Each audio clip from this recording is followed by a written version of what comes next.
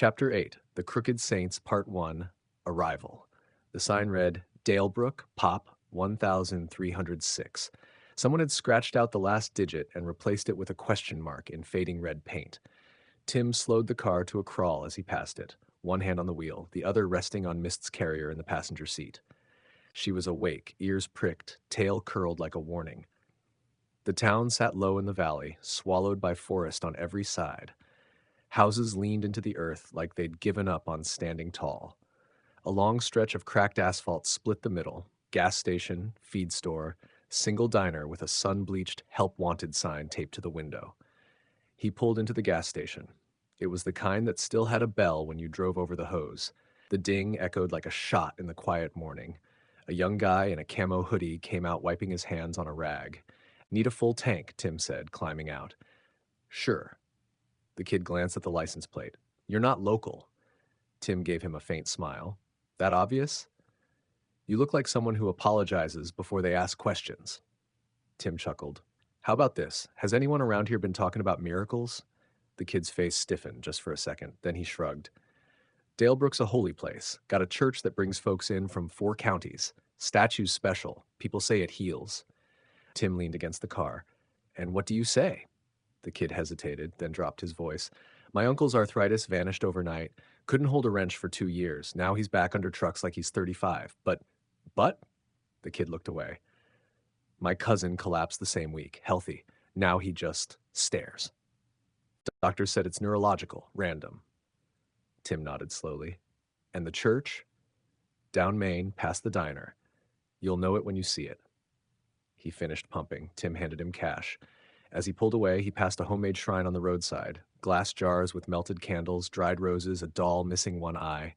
Above it, in shaky marker on driftwood, thank you, saint. She can walk now. Miss let out a low growl and ducked deeper into her carrier. Tim tapped the brakes.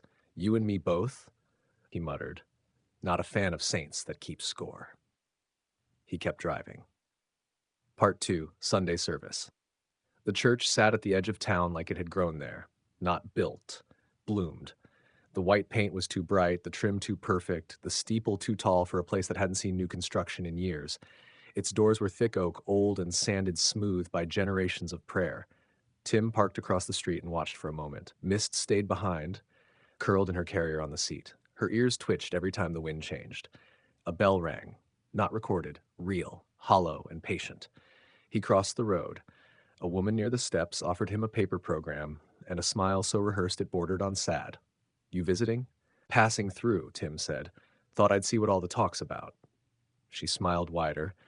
Miracles are real here. You'll feel it soon. Inside, the air was warm and smelled like pine polish and candle smoke. The pews were packed, locals in their Sunday best, sitting stiff with expectation. No one whispered. No one fidgeted. At the front, the altar was bare except for the statue. It stood about 5 feet tall. Made of wood, though Tim couldn't place the type. Dark, twisted. The figure wore no robe, no halo, just a featureless face, hands outstretched. It wasn't carved with grace. It looked like something hacked from a tree with too much rage. And in place of eyes, 2 thin holes where dark streaks ran down its face. Red. Not paint. No one else seemed disturbed. Pastor Elijah Hale stepped up to the pulpit, mid-50s, clean-shaven, pale suit. His voice rolled out warm and rich. Today, he said, we are reminded that every wound has weight, and every healing is earned. Tim blinked. Earned? Some folks come here looking for a blessing, Hale continued. Others for proof, but blessings are not given, they're exchanged. We suffer to make room for the sacred. Heads nodded, eyes closed. He wasn't preaching, he was reminding. Tim scanned the crowd. 3rd pew from the front. A girl, maybe 17, hands shaking slightly as she gripped the edge of the bench, pale skin, heavy sweater, dark circles under her eyes that makeup couldn't hide. She didn't look healed. She looked hollowed out. Rosie. Tim had seen her picture on the forum thread that brought him here. Healed of terminal cancer, it had said. Doctors baffled. Now she looked like she hadn't slept in weeks. A woman beside her, probably her mother, squeezed her hand. Rosie flinched. The choir began to sing. A soft, repetitive chant, more humming than melody. The statue didn't move, didn't glow, didn't shake, but its cheeks glistened. Tim leaned forward just enough to catch the shimmer as it dripped. Blood. No one reacted. They just closed their eyes and prayed harder. Part 3. Rosie. The sun had dipped by the time Tim found the house. It sat behind a wire fence with a rusted gate that didn't quite latch. Wind chimes hung from the porch, made from old spoons and twisted scrap metal. They didn't ring, not even in the breeze. He knocked twice. A dog barked somewhere down the road, but the house stayed quiet. Then the door creaked open. Rosie, no makeup now. Her hair was damp, like she'd just showered. She wore a t-shirt, 2 sizes too big, and long sleeves underneath, even though it was warm. "You're the guy from church," she said flatly. Tim nodded. "Mind if I ask you a few questions?" She hesitated. Her eyes flicked to something over his shoulder, then back. "My mom's asleep. You've got 10 minutes." He stepped inside. The living room was clean, but not lived in. No dust, but no warmth either. Everything looked staged, as if the house had learned to pretend for company. Rosie sat on the edge of the couch, arms wrapped around herself. Tim sat in the chair opposite, notebook in hand, but unopened. "I'm not here to judge," he said. "I just want to understand. What happened to you?" She stared at the floor, picked at her thumbnail. "I was dying. Stage 4. It was everywhere. The doctor said," she cut off, swallowed. "My mom brought me to the church. Pastor Hale put me in front of that thing, told me to pray like I meant it." "And you did?" "I didn't believe it would work." She finally looked up. Her eyes were too wide, too old. But it did. 3 days later, scans came back clean. No tumor, nothing. Tim waited. "But that's not what you're really asking," she said. "No."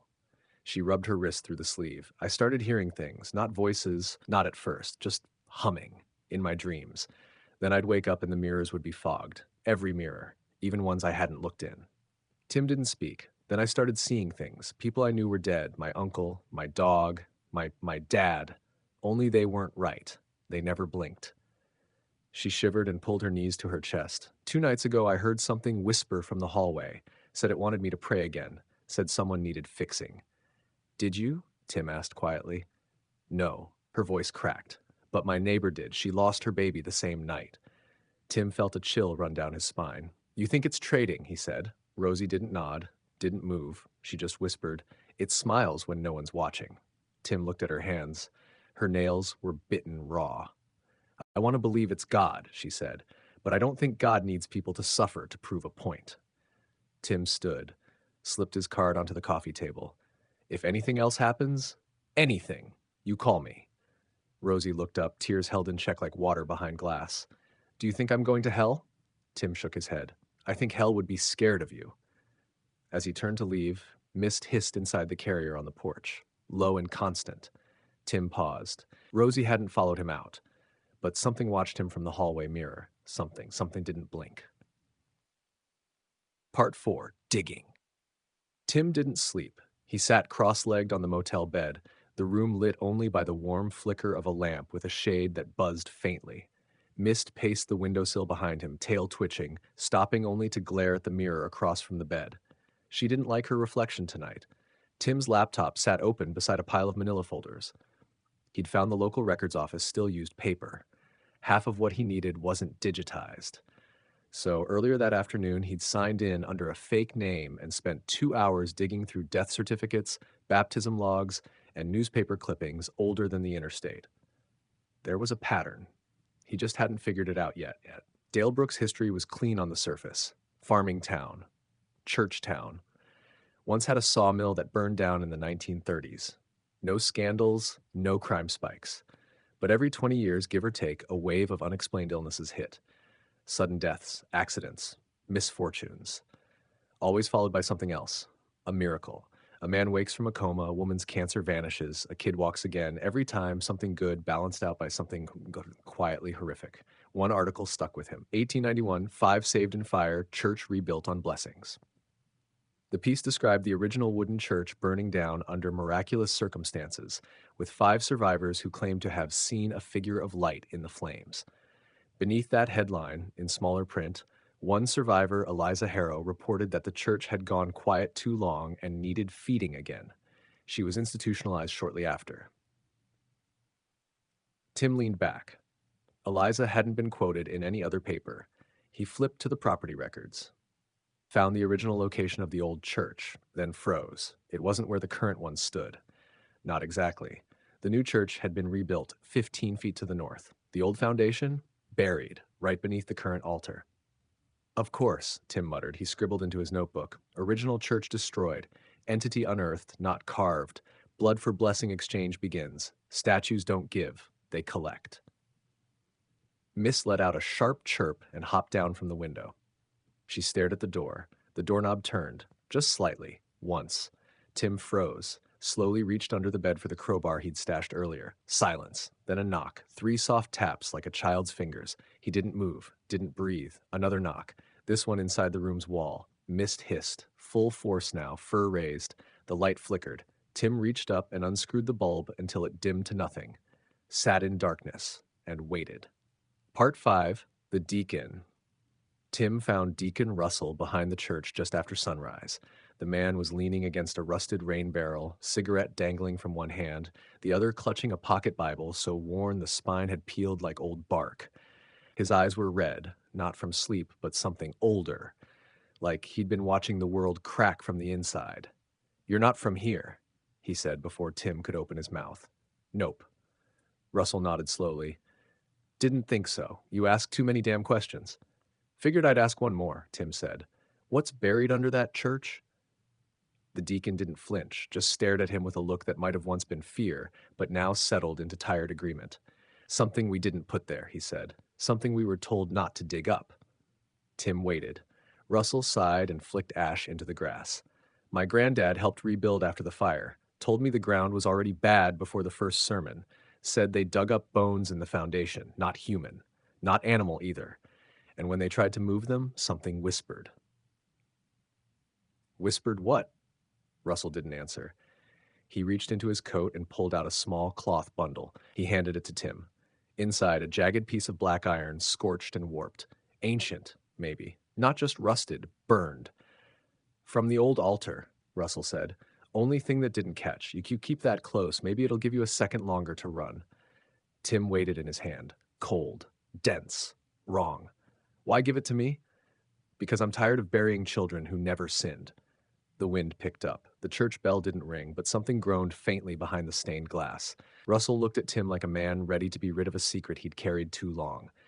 "You're not going to save everyone," he said. "You try. You die." "I'm not here to save everyone." "Then what are you here for?" Tim tucked the relic into his coat. "To see if saints bleed." Part 6, The Blood Balance. The church doors creaked open with a sound like breath being held too long. No one was inside. Tim stepped into the nave, slowly, every bootfall absorbed by the thick carpet that led to the altar. The pews sat in perfect rows, empty and polished. The air smelled like old incense and something sweeter, like rot covered with roses. Mist was back at the motel. He hadn't brought her this time. Some places weren't meant for cats. He moved past the last pew. The statue was still there. Wooden. Weathered. Waiting. Red streaks beneath the eyes, dried now but unmistakable. He crouched beside the front row and waited. Didn't take long. The front door opened softly behind him. A woman entered, late 30s, pale scarf over her hair, hands trembling. She didn't look around, just moved straight to the altar and dropped to her knees. Her lips moved, whispering words Tim couldn't hear. Her face crumpled, then softened, like pain evaporating mid-prayer. And the statue began to cry. Not a slow drip, a stream. The red poured from its eyes in thick rivulets, running down its cheeks, staining the base. The air shifted, buzzed, a pulse behind Tim's eyes. He stumbled back into the shadows, crouching low. Outside, a scream. Far off, blocks away maybe. Then silence. The woman stood, straightened, smiled like a lifelong weight been lifted. She turned and walked out without noticing Tim. He waited until the door closed, then bolted to the altar. He pressed his fingers to the stone beneath the statue, warm, too warm. He reached down slow, steady, and touched the base. Something pulsed. He yanked his hand back. Blood, real, still warm, still alive. His breathing quickened. Whatever this thing was, it wasn't just a symbol. It was feeding, balancing. One miracle in exchange for one loss. The room began to vibrate faintly, just enough to feel in his teeth. Behind him, the church doors opened again. Tim spun around, hand on the crowbar in his coat, but no one came through. Just the wind, just the smell of old incense and burning sugar. The statue behind him creaked once, like wood swelling in a fire. Tim turned to face it and saw it smile. Just barely, just for a second. The lips hadn't been carved to move, but they had. He backed away fast, down the aisle, this not turning around until he was back on the gravel path outside. The air was cold. The sun had dipped behind the trees, and somewhere down the street, an ambulance wailed. Part 7, Breaking the Saint. Tim waited until Sunday. The sanctuary was full again, pressed to the seams with whispers and warmth and faith that teetered on the edge of desperation. People sang louder today, prayed harder, like they were trying to outpace something catching up.